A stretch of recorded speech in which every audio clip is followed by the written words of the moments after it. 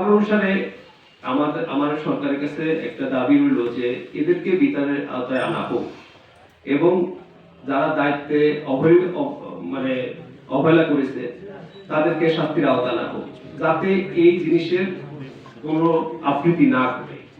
কারণ ভাই, আমরা সন্তান হারা হয়েছি, আমরা বুঝি আমাদের ব্যথাটা কিরকমের। যাদের এই জিনিসটা ঘটেনি তারা কেউ উপলব্ধি করতে পারবেন না ভাই, এটার যে ব্যথা এত কঠিন, এটা বহন করা যে কত কঠিন, এটা আপনারা যখন আপনারা এরকম ঘটনা ঘটবে বা এটার পরিস্থিতি হবে তখন আপনারা বুঝতে পারবেন।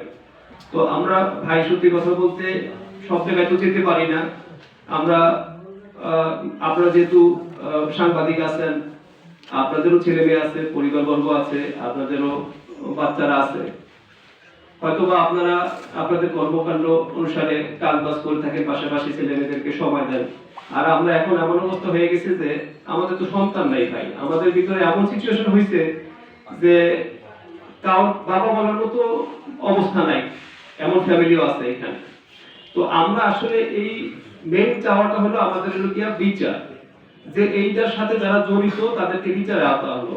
এখন বাহিনী কর্মকাণ্ড করছে দেখেই যে বাহিনী কিছু করা যাবে না, তাদেরকে বিচারে আওতা আনা যাবে না, এটা তো হইতে পারে না। একটা দেশে তো একটা আইন আছে, সেই আইন অনুসারে তো তাদেরকে বিচারে আওতায় আনতে হবে। তো এখন ব্যাপারটা হলো যে আমরা এটার জন্য একটা রিট করা হয়েছে, অ্যাডভোকেট জওয়ানুদ্দিন উনি আমাদের পক্ষে একটা রিট করছে কোর্টে। সেখানে আমাদেরও সবার একটা সম্মতি ছিল যে ক্ষতিপূরণটা এইভাবে হইলে ভালো হয়, এবং এটা দিয়ে কি হবে, আমাদের ছেলেদের জন্য কিছু সরকারি জারিয়াল করে কাজ করব, পাশাপাশি আমরা হায়াতে যেই কদিন বেঁচে আছি সেই কদিন হয়তো বা একটা ডাল ভাত খেয়ে বেঁচে থাকতে পারবো। কারণ আমরা কোনো কর্মকাণ্ড করতে পারতেছি না আসলে, কারণ যে পরিস্থিতিগুলা চোখের সামনে ঘটছে সেটা তো আসলে ভোলার নয়। বিশেষ করে আমার ক্ষেত্রে আমি কিন্তু আমার চোখের সামনে আমি আমার সন্তানকে হারিয়ে ফেলছি, একদম চোখের সামনে, আমার থেকে 5 ফিট দূরে। আমি প্রতিদিন ওই আনতে যাওয়ার সময় আমি 5 মিনিট আগে যাই, দাঁড়ায় থাকি। তো ভাই, এই জিনিসটা আমাকে এমন ভাবে মানে ই করে, যেটা হলো আমি ঘুমাইতে পারি না, আমি কখনোই ঘুমাইতে পারি না ভাই। আমার তো আর শুধু একটা ছেলে যায় না এখানে ভাই, পুরো ফেলতে গেছি। আমার এক ছেলে মেয়েটা ভাই কলেজ যাইতে পারে না, পড়াশোনা করতে পারে না, বাড়ি বোন একসাথে বড় হলে যা হয়, আপনারা তো ভাই বোন আছে আপনাদের। আমার ওয়াইফ তো কাজ করতে পারে না, সারাদিন বিছানায় বসে থাকে, কলেজের পাশে বসে থাকে।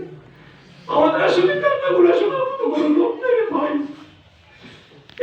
এই দেশে এত মন করছি আমি, বড় হতভাগা মনে করি, বুঝছেন? আপনার হতভাগা বাপ এত বড় একটা কর্মকাণ্ড তারা ঘটাইলো, কিন্তু একটা লোক একটা যে কোনো প্রতিষ্ঠানের প্রধান তার উপর এটা দায়িত্ব বর্তায় যে ঠিক আছে আমরা আজকে না পারছি, কালকে না পারছি, আজকে 6 মাস হয়ে গেল, আমাদেরকে দায়িত্ব তো আমাদের বলতে পারতো যে আপনাদের কি সমস্যা বা কি সুখ দুঃখ আছে, মানুষ তো পাশে আসে। তার এই সময় হয় না, এই জবাবদিহিতা তার কারোর কাছে নাই। এবং আমাদের যে সরকার প্রধান আছে, সেই সরকার প্রধানও আমাদেরকে ডাকেনি ভাই, ঠিক আছে? তো এইভাবে যদি হইতে থাকে তো এই কর্মকাণ্ডগুলা এইভাবেই আপনার একের পর এক হইতে থাকবে, আর তারা পার পেয়ে যাবে। তারপরে মনে করেন এই যে 20 লাখ এই কমিশন যেটা আমাদেরকে ক্ষতিপূরণের কথা বলে আর কি, 20 লাখ 1 কোটি, আরে ভাই এগুলা কি জীবনের বিনিময়ে কোনো টাকা পয়সার মাপ হয়? আপনারা নিজেরাই একটু চিন্তা করে দেখেন, আপনি যদি আমার অবস্থানে থাকতেন আপনার অবস্থাটা কি হতো? তারপরেও ভাই আমরা এই বিচারের দাবিতে সব জায়গায় যাই। আর আমরা তো এই জিনিসটা আমরা নিজেরা কিন্তু মামলাটা করিনি, একজন বিজ্ঞ আইনজীবী কিন্তু এই মামলাটা করছে, জনস্বার্থে সেই মামলাটা করছে, সে তো অনেক কিছু জানে। তো সেই জিনিসটার প্রতি সবার একটা শ্রদ্ধা হচ্ছে ধর্মতে বিশেষে, কিন্তু সেটা বাস্তবায়িত হচ্ছে না ভাই। হাজার হাজার কোটি টাকা বিভিন্ন ভাবে বিভিন্ন পন্থায় তারা ই করে, আপনারা তো সব জানেন, কিন্তু আমাদের এইসব ক্ষেত্রে তাদের কোনো দৃষ্টি নেই। যখনই আমরা কোনো এরকম কনফারেন্স করি তখনই তাদের একটা ব্রিফিং দিয়ে তারা ওই মানে দায় সারা ভাবে চলে যায়। যেমন আজকে দেখেন এই শহীদ হাদির যে মৃত্যুটা হলো, সেও বিচারের দাবিতে আপনার আন্দোলন করতেছে। আমরা তো আসলে ভাই শোকাহত, আমরা তো ওই শক্তি পাচ্ছি না। তো আমাদের আসলে যদি আমাদের এই দাবি দাওয়াগুলো দ্রুত মানা না হয়, আমরাও রাজপথে নামবো, কারণ আমাদের তো আর হারানোর কিছু নাই ভাই। আমাদেরকে মেরে ফেলো, কোনো সমস্যা নাই। তো আমরা ওই ইনকিলাব মঞ্চের সাথে একতা স্বীকার করব এবং আমরাও প্রজন্মদের শাহবাগে দাঁড়ায় যাব। আমরাও ন্যায় বিচারের দাবিতে, কারণ আমাদের কথা হলো যে তার উনিকে ভুলে পাচ্ছে না, কিন্তু আমাদের যে জিনিসটা ঘটাইছে তারা তো এই দেশে আছে, তারা আমাদেরকে সুরক্ষা দিবে, তারাই আমাদেরকে জনগণকে মেরে ফেলতেছে। তো তারা কি আইনের উদ্বেগ? তারা তাদের দুর্নীতির কারণে এই জিনিসগুলো হয়েছে। কারণ সাবেক বিমান বাহিনীর প্রধান সে ৩,০০০ কোটি টাকা দুর্নীতি করছে, তার এই দুর্নীতির কারণে আজকে এর ফসল। কারণ কি? এগুলো মেইনটেনেন্স করা হয়নি, প্রপার ওয়েতে মেইনটেনেন্স করা হয়নি। যদি মেইনটেনেন্স করা হতো তাহলে এই জিনিসটা হতো না, কারণ বিগত দিনে এই জিনিসগুলো মেইনটেনেন্স করা হয়েছে স্বাধীনতার পর থেকে, যার ফলে আপনার এরকম দুর্ঘটনা ঘটেনি। আর আমাদের বাচ্চাদের তো ভাই দোষ নাই, একটা ছেলে স্কুলে যাবে এটাই তো স্বাভাবিক, এটা তো আপনার মানে এটা তো আমাদের অধিকার। সবচেয়ে নিরাপদ জায়গা কোথায়? স্কুল, মসজিদ আর বাসস্থান। সেই স্কুলেই সেই বাচ্চা আমরা নিরাপদ না। তো ভাই এটার ব্যাপারে আমার মনে হয় যে আপনারা দল মত বিশেষে সবাই মিলে, আমরা জনগণ, আপনার সাংবাদিক ভাইরা আছেন, সবাই একটু সোচ্চার হন, কারণ এইগুলা করে করে সবাই পার পেয়ে যাবে। হয়তো আপনার বাচ্চা মেরে ফেলবে এইভাবে, কোনো দোষ নাই, মেরে ফেলেন, ঠিক আছে, এটা এই জীবনের দাম কত? 20 লাখ, ওকে প্রবলেম নেই, বাস 20 লাখ দিয়ে দিলেও আপনার ঝামেলা শেষ। তো এই তাহলে আরো এই আপনার এই ঘটনাটা আরো এগুলো বাড়বে, এই আমাদের সমাজে তখন আমাদের চলাফেরা করা খুব কঠিন হয়ে দাঁড়াবে। বা 1 কোটি দিলাম, ঠিক আছে 1 কোটি, এখন যারা নীতি নির্ধারক আছে এই মুহূর্তে, তো তাদেরকে আমি বলি, তাদের তো সন্তান আছে, ঠিক আছে, যদি তাদের বাচ্চা একটা দিয়ে দেখে 1 কোটি টাকা আমরা দিয়ে দিব, আমরা তাদের সামনে জ্বালায় মেরে ফেলবো। ভাই আপনারা পারবেন 1 কোটি বা 2 কোটিতে এইসব ব্যাপারগুলো?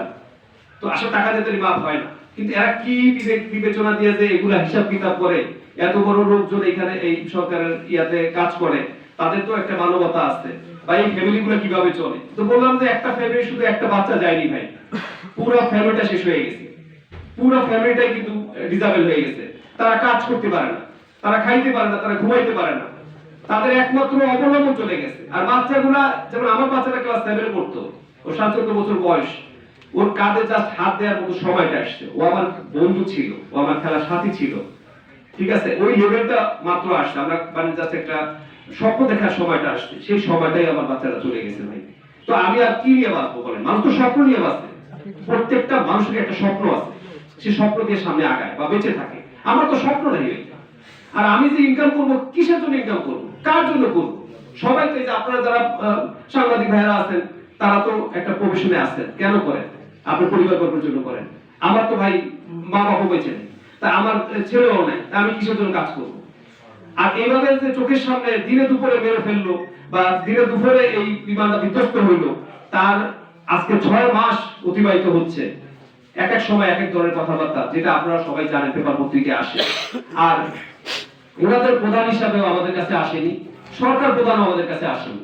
আমাদের কাছে তো একটু বসতে পারতো, যে ডাইকা যে ঠিক আছে আপনারা আসেন, আপনাদের চা পাওয়াটা কি আছে, আপনার সুখ দুঃখগুলো আমরা একটু শেয়ার করি।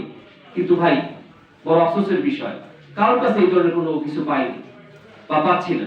শুধু বিভিন্ন দল হয়তো বা গেলে আমরা সবাইকে একত্রিত করছি, আমাদের এই ব্যাপারগুলো দল মত নির্বিশেষে সবাইকে, সব দপ্তরে আমরা কিন্তু চিঠি ইস্যু করছি, ঠিক আছে, কিন্তু সবাই হাই হ্যালো ওই পর্যন্ত সীমাবদ্ধের মধ্যে থেকে যাচ্ছে, কিন্তু এটা বাস্তবায়িত। তবে ভাই এখন কথা হলো যে যদি আমাদের এটা দ্রুত বাস্তবায়িত না হয়, আমরা ঠিকই এটার আন্দোলনে যাব, আমরা রাজপথে যাব, এর বিকল্প কিছু নাই। এবং আমরাও ওই যে বললাম যে এই ইনকিলাব মঞ্চের সাথে আমরা একত্রতা স্বীকার করবো, কারণ তাদেরও চাওয়া একটা বিচারের দাবি, আমরা বিচার করবো, আগে বিচার হইতে হবে, তারপরে না বাকি আপনার ক্ষতিপূরণ যেটা আসে সেটা হলো পরের কথা। কারণ বিচার হলে পরবর্তীতে এই জিনিসটা আর পুনরাবৃত্তি ঘটবে না।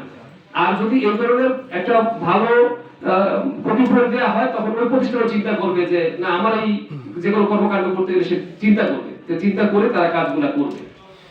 তো ভাই আমার একটা অনুরোধ থাকবে, আপনারা হয়তো, আমরা কখনো তো প্রেস ব্রিফিং বা এরকম কথাবার্তা বলি না, আমরা একদম সাধারণ একটা জনগণ, তো সেই প্রেক্ষাপট অনুসারে আমাদের কথাবার্তা অনেক ক্ষেত্রে ভুল হতে পারে। আপনারা একটু আপনাদের কলম দিয়ে সুন্দর করে লিখে, যাতে আমরা এটার একটা সুবিচার পাই এবং একটা ক্ষতিপূরণ পাই, যেটা দিয়ে আমরা বাকি জীবনটা হয়তো বা চারটা ডাল ভাত খেয়ে বেঁচে থাকতে পারি পরিবারগুলা। এটা আমাদের অনুরোধ থাকবে, আপনারা যদি একটু আমাদের প্রতি সদয় হন, তাহলে হয়তো আমরা আপনাদের প্রতি কৃতজ্ঞ থাকবো। তো আমি এইটুকুই কথা বললাম, আর বাকি কথাগুলা আমাদের আরো পরিবারের বাবারা সদস্যরা আছে, ওরা বলবে। আর আমাদের যেটা মেইন বক্তব্য সেটা আমরা এখন এই পড়ে শোনাবে, এবং এটার কপিটাও আমি আপনাদেরকে আবার এক কপি করে দিয়ে দিব, যাতে আপনাদের লিখতে আরো সুবিধা হয়। ওইখানে ঘটনাগুলা বা আজকে এই যে 6 মাস আমাদের যে কিভাবে অতিবাহিত হইতেছে সেই জিনিসগুলো এখানে লেখা আছে, যেগুলো আপনারা সুন্দর করে লিখতে পারবেন। ঠিক আছে? তো এই বলেই আমি আমার বক্তব্য শেষ করছি। আসসালামু আলাইকুম ওয়া রাহমাতুল্লাহ। আমাদের জন্য দোয়া করবেন, আমাদের বাচ্চাদের জন্য দোয়া করবেন আপনারা। প্রত্যেকের নামটা একটু বললে পরে ভালো হয় জানেন। ভাই আপনি ওখানে বসেন।